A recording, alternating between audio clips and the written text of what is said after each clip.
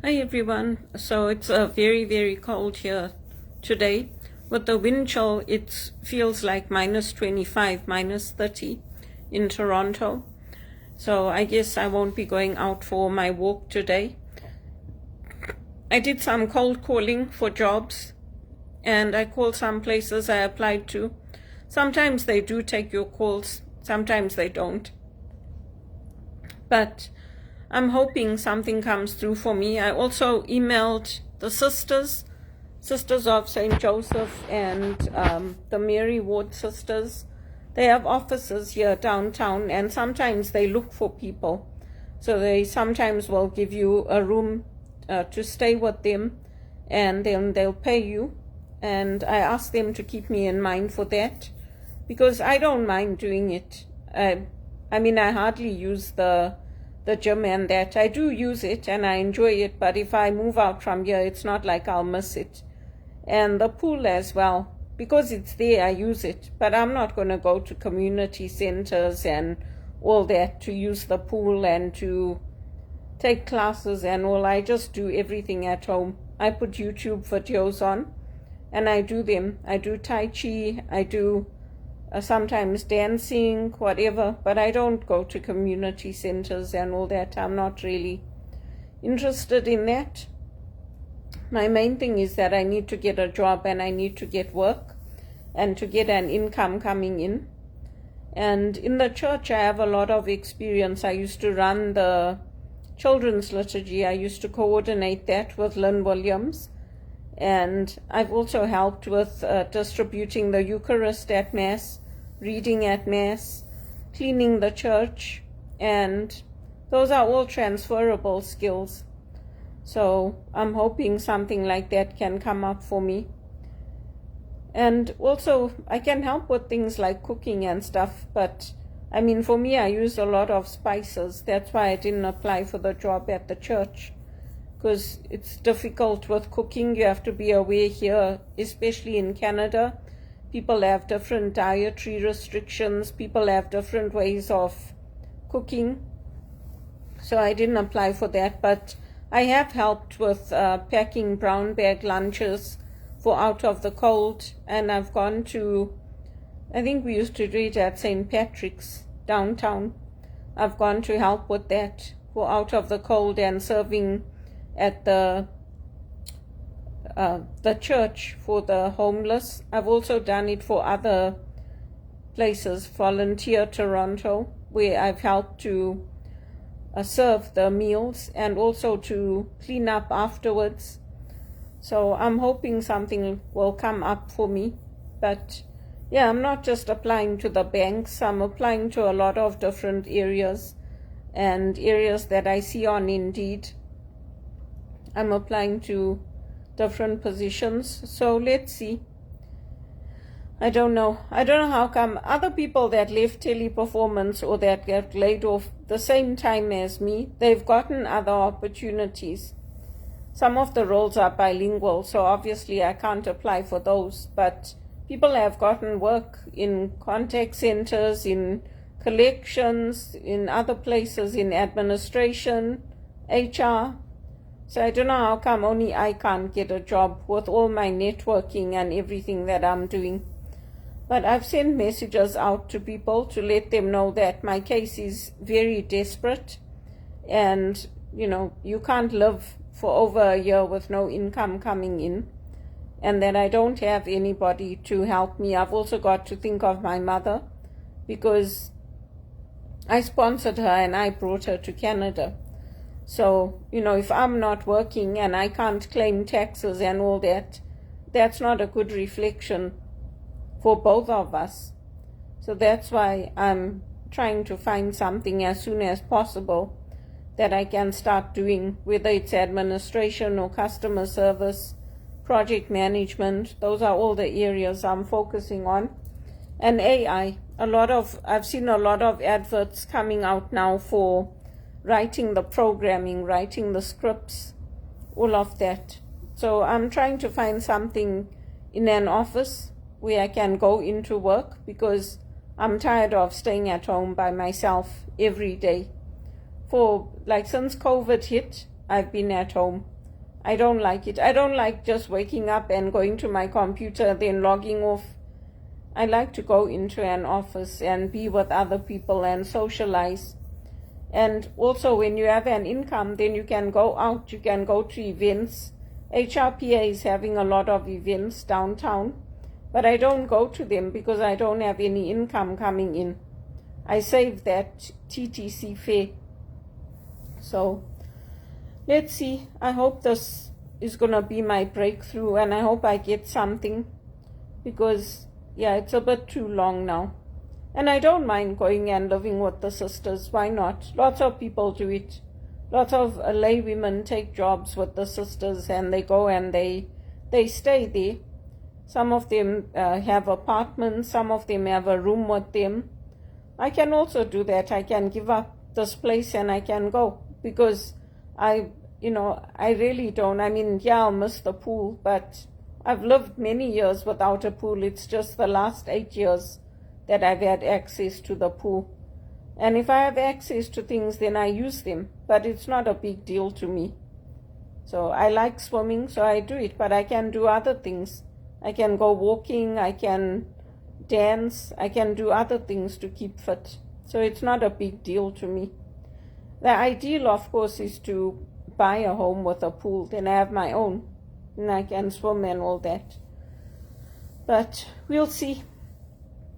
Let's see, it's all about using your skills and being of service to others and helping others and earning an income. That's the main thing. I do have to have an income coming in. So another week is gone. It's already the end of January. I didn't take any courses this month for January. I didn't do any webinars, but I did join some Maxwell calls. And I joined Roddy's training when he had it, Roddy Galbraith's training for my speaking. I've put out my videos almost every day for either scripture or for my Maxwell speaking, so I've done that. And I've helped at the church. So yeah, I've done whatever I can for January. And now we're going into February. So I hope that next week they're going to call me and say, oh, you can come back to work, or I'm going to get a call from one of the recruitment firms or somewhere I've applied to saying you can come back to work, or they've got an offer for me. Because sometimes they have like 6-month contracts or 1-year contracts. But this sitting at home and wasting my life, this is not good. It's not good for me. So we'll see what happens. But yeah, if anybody has any referrals or anything that you can send to me, then send them to me. I had tried to set up my own adverts to do cleaning, but after I got those horrible text messages saying that, oh, if you want to have sex, we'll pay you extra and then you can clean. I'm like, no, I'm not doing this. Forget it. It's not on. So I contacted some of the cleaning firms in downtown Toronto, and I sent them my resume, and we'll see. Maybe I'll get something in that. So, yeah, you have to do what you have to do to survive. Also construction firms, lots of construction firms here in Canada. I applied to them as well because I worked in construction in England. And I worked in law firms in England. Those were the 2 areas. Construction, law firms, and IT. I worked for Datalet there and some of the law firms. So we'll see. I have to trust in Our Lady of Good Remedy. That's who I go to. I pray to her and I ask her to help me, and Our Lady Help of Christians. I ask her to help me. So I don't think I'll go to the church today because this temperature is like, oh, minus 25. No thanks. But I go to the church sometimes just to be. The church is so beautiful. Who wouldn't want to go there? That's the only thing I'll miss if I have to leave this area, and if I have to leave Canada. I'll only miss the church. So, because I like it. It's a beautiful church, and it's nice to just even go in there and sit, reflect on the Stations of the Cross, or you can take like one of the stained glass windows and pray with that, or say the rosary. It's just nice to be able to go into the church and pray. And it's so convenient, it's so close. So that's why I like living here. It's close to the shops, it's close to the parks, the TTC. It's convenient. So yeah, I'm just hoping my breakthrough comes sooner rather than later. It's not nice being behind on your bills and your rent and everything else. It's a very, very worrying situation to be in. And that they coordinate everything here in Canada. The banks, the big banks, don't let them fool you. They coordinate. It's like, oh yeah, we know somebody you can bring in that can help on this project or that or whatever.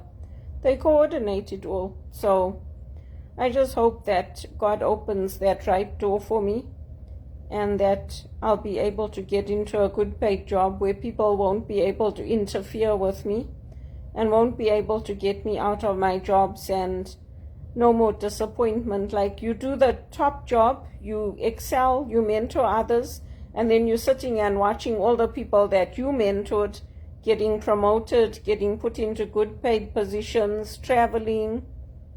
It's not nice. And that includes in the church. It includes in the Archdiocese of Toronto. So we'll see.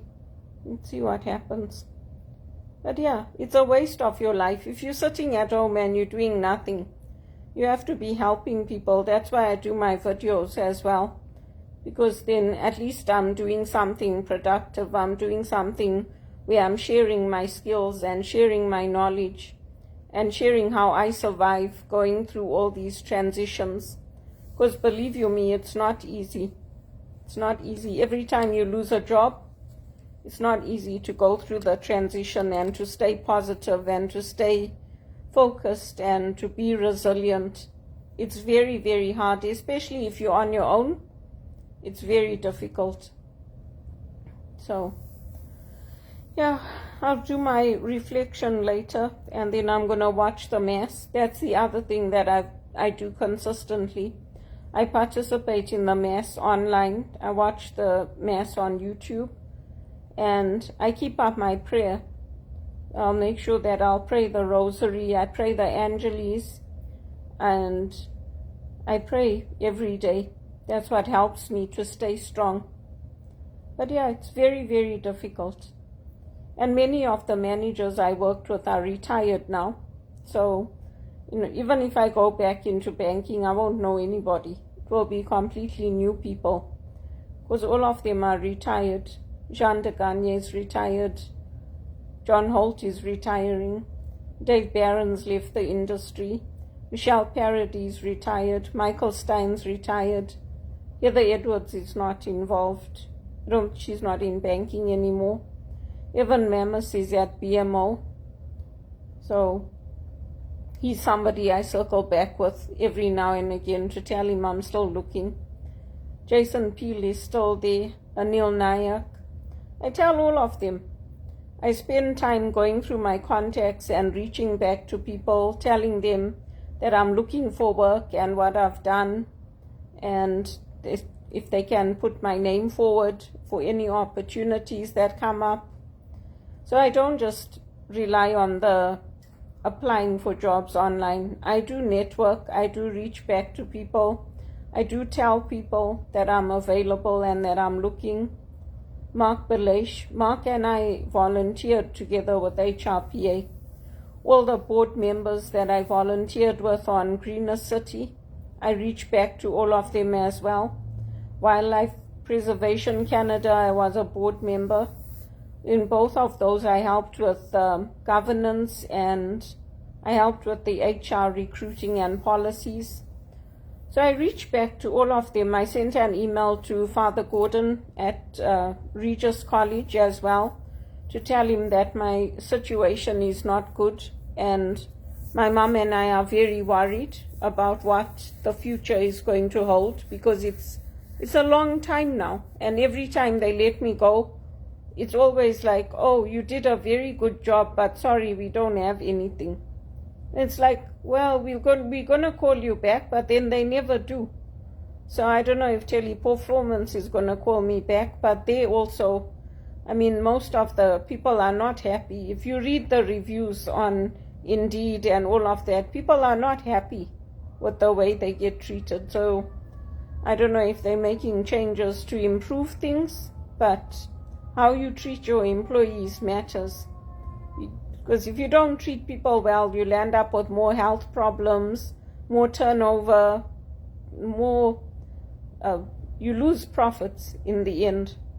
And in fact, I was quite surprised to see that Roger Federer was with Fanatics. I didn't know that. There was some news that came out, and then I saw it on the internet. So we'll see. But I hope that I get a break. I hope I'll be able to stay here in this condo. But if not, I can move out. It's not a big deal to me. I envy people that have their own properties, because I also had my own property. That property was for me and my mom that I bought. It was for us. So that's why I was so upset when I couldn't get my mortgage renewed and I couldn't get anybody to help me. So it's always, what about this one? What about that one? Well, you know what? Most of those people that everyone else is worried about come from two-parent homes. And it was the same thing growing up in Kwekwe. Whenever we used to ask for help, it was like, what about this one? What about that one? It's like, you know what? You people should also consider us. But I never used to say that to anyone, because what can you say? It's like, well, you just have to keep your mouth shut and carry on, put a smile on your face. It's really something, I tell you. I envy people that grow up with their fathers, because their fathers will not bat for you. In the end, you're like, I'm not even going to call these people and ask them. It was different in Kwekwe, because I had Uncle Narayan, I had Uncle Surendra, I had the Harry family, and I had the Laxmans. I had a lot of people I could go to. And they would bat for me because they knew. They would go try to help get me jobs and all that. But most of the time it was always my mother. My mother got me that job at Sable Chemicals because one of our friends was working there. Rukshinda Bahadu, she was working there. Then my mother asked him if she can speak to the manager. Then Mr. Brown said, yeah, tell her to come. So if my mother doesn't ask, then they don't do it. That's why now when she tells me, you need to go and talk to this one, talk to that one, talk to your uncles, I tell her I'm not going to talk to them. She's like, why? You must talk to them. I said to her, no, because if it's for you, then everybody helps. But if it's for me, it's always like I have to land up in tears, I have to have an argument and everything. And then when I'm finally reduced to tears, then they'll say, okay, let me see what I can do. That's why I don't do it anymore. I tell her, you ask them. They don't like me, they like you. If you tell them you want to come to America, they'll go and contact all the governors and everybody and say, oh, Bridget wants to come to America. If I tell them, they'll say, oh, I don't know what you're going to do. So, you see, Mom, you better go and do it. She's like, no, I don't want. So I'm like, well, then I don't want either. Because that's how they are with me. They're like, oh, get on with your life. Please leave me out of it. I don't want to know. I'm like, oh, please. I wish my dad had lived. Really, really and truly. And even some of my dad's friends are gone now. Uncle Ono's gone. Uncle Desai is gone. So it's very hard. There's nobody to contact to say, oh, can you check if there's a job in the banks there in Zimbabwe? There's no one. I do reach out to the few that are still alive. But even they're like, oh, how's your mom? So I'm like, oh, you see? You people better contact my mom. If you contact my mom, she'll say, oh, you must please help Belinda. Because she knows I'm the one that looks after her. Anyway, what can you do? That's how it goes. I thought that Rajiv Chib and Jason Peel and all these people I worked with, I thought they would be bending over backwards to get me a job to work with them. in banking and all these places. No, nothing. But at least my former colleagues from Teleperformance, they are trying to help. They're sending me names of recruitment agencies and people to reach out to. So I hope I get something good. I'm telling you, it's really a pain. People come here, they think it's going to be easy. Oh no, they just advertise skills shortage. When you come here, you find that you're sitting at home. It took me 9 to 10 months to get my first job when I came to Canada. It's very, very hard here. Anyway, if you grow up with your community around you and you grow up with people that know you, it's different. Or even if you come when you're small, it's different because it's easier to adjust to the culture. See, when you read the job descriptions, they say you must understand how things get done. So there's a culture in each company of how they get things done. And it's like the military, command and control. So you see, it's very difficult. It's not like Zimbabwe, where everybody's friendly and everybody's like chilled and all that. It's not like that. And then they say, don't be too friendly, don't be too nice. So it's like, oh, okay, whatever. You have to adjust. What are you going to do? Learn it. Can't do anything. But yeah, I tell my mother, and she tells me, you must ask this one, ask that one. I say, no, you ask them now. Because when I ask them, they say, oh, please leave me out of it. I don't know what you're going to do. You should go on bankruptcy, go on welfare. I did all those things. You see, I did everything right. I got the top scores, employee of the month, all the accolades. I got presents from Fanatics. Fanatics sent me a shirt. I got presents from all the clients and everything. And they let me go. I landed up becoming bankrupt and going on welfare. So I don't know what else. God better open the right doors for me, because this is not on. This is like really, really sad. It's very sad.